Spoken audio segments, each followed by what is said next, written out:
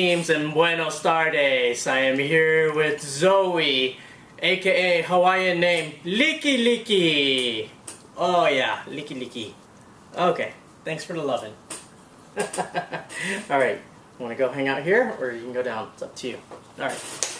Well, what a week of football. Lots of action. We had some reversal of fortunes this weekend, I'll explain, and also had a lot of injuries in the league. So, and then there was a lot of close games and some close matchups. So, yeah, it was a pretty good week for only being week 2 of the season.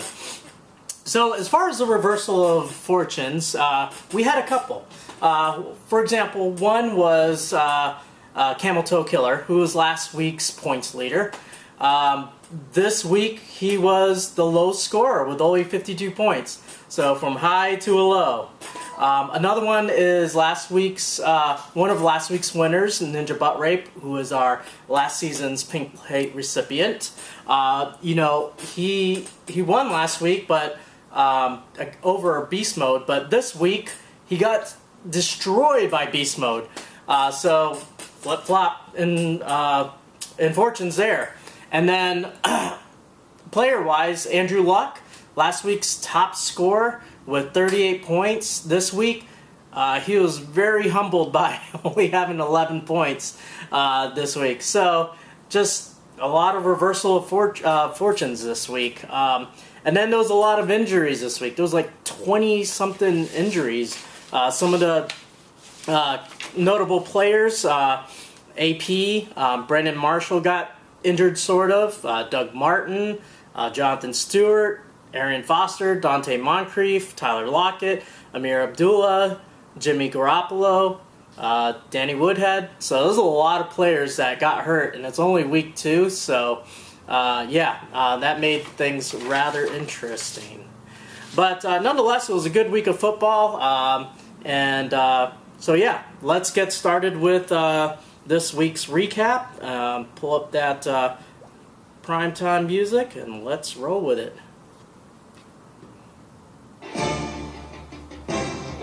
Alright, this week's points leader is Beast Mode with 138 whopping points. Basically getting revenge on Ninja Butt Rape from last week. You know, his lineup really came to play. 8 of his 9 players scored in the double figures, and there was only 1 player that didn't. I guess, you know, with last week's Come On Man, no father really wants to, you know, hear from their son, "Come on, Dad." So, nice job on redeeming thyself. And, of course, you know, that gets you $10 to you. Alright, other winners this week. Hey, you better check yourself. With 130 points. Did it all for the Wookiee with 112. Team Fear Sandra with 96 points. And surprisingly, rookie sensation, the Bone Cracker, with 94 points, who's now 2-0, and just edging me out by 1 point, putting me 0-2. Thanks, cuz.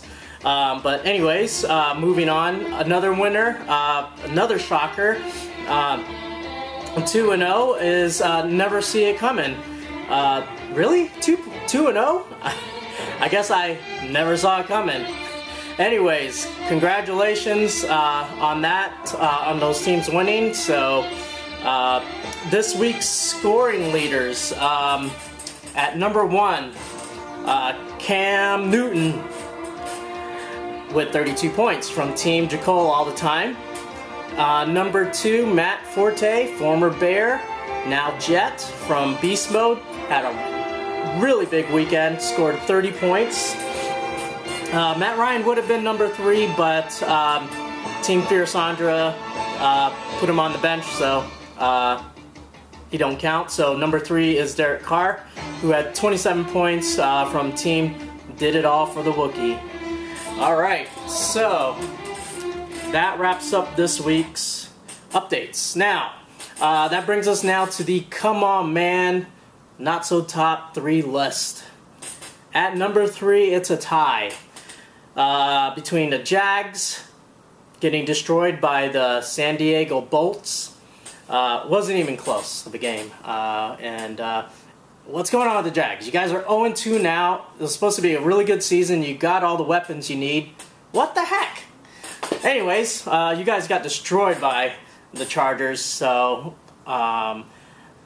you guys get the come on man, as well as the Green Bay Packers, who played on Monday night. The score was, I believe, 14-17, and they had an opportunity really close to the goal line to, on 4th and 1, go for the field goal, tie it up, 17-all.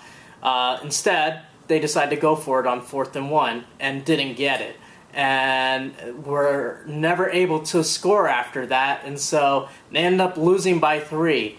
So that was a bonehead mistake. Go for the tie. I mean, anyways, you lost by 3, so the Packers get a come on man for that stupid decision. All right, at number 2, Camel Toe Killer, who once again went from points leader to lowest scorer. We've seen this from you before in past seasons. You flip-flop. You win, you lose. And we can't figure out your identity. But anyways, 52 points. That's pretty low. It's not the lowest we've ever seen in the league, but that's pretty low. So you get a come on, man. All right. And at number 1, it's Ziggy Wilf. Yeah, Ziggy Wilf. You don't know who Ziggy Wilf is? Let me school you. He's the owner of the Minnesota Vikings. Does that mean anything? Do you know where I'm going with this? Maybe, maybe not. Alright, anyways. Ziggy Wilf had to build a new stadium because, of course, the Metrodome was a 2013, got destroyed with that snow blizzard, and it caved in the roof and everything, so they had to scrap it and build a new stadium. So that's what they did. Nice new state-of-the-art stadium. Well, as you know from Monday night, AP got injured, hurt his knee, tore his meniscus, and so he got injured. Well, you got this state-of-the-art stadium, but you don't have a transportation cart, one of those nice John Deere carts that takes people off the field if they get injured. So what does AP have to do? He has to hang on to the 2 guys and hop out of the stadium. I mean, really? You build this multi-million-dollar stadium and you can't afford a couple thousand to get a transportation cart? So, I mean, AP is your most valued player and you had to let him go out that way. That's just not cool.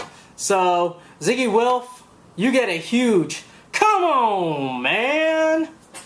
Alright, well, week 3 is upon us, and so it's still too early in the season. You know, there's some 2-0 teams, there's some 0-2 teams, and there's a lot of 1-1 teams. So, anyways, starting week 4, I'll start making some bold predictions on matchups and things like that. But obviously, from this week, there's a lot of injuries, so you might want to see what's out there on the waiver wire. You might want to handcuff some of those players to other players that are in that depth chart, or just really beef up your bench.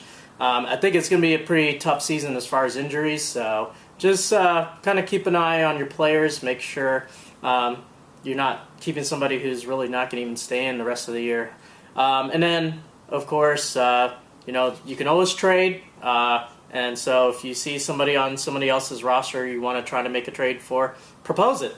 If it's shady, we'll veto it. But for the most part, if it's legit, then, you know, it's just got to sit for 2 days. And the league can veto it if they feel it's not a fair trade. So I think 4 votes would cancel out a trade. So keep an eye on the activity in the league. But other than that, looking forward to another great week of football. There's Thursday night football tonight, Patriots and Texans, so make sure you check your lineup. And that's it. Good luck in week 3. Your commissioner, I'm out. Deuces.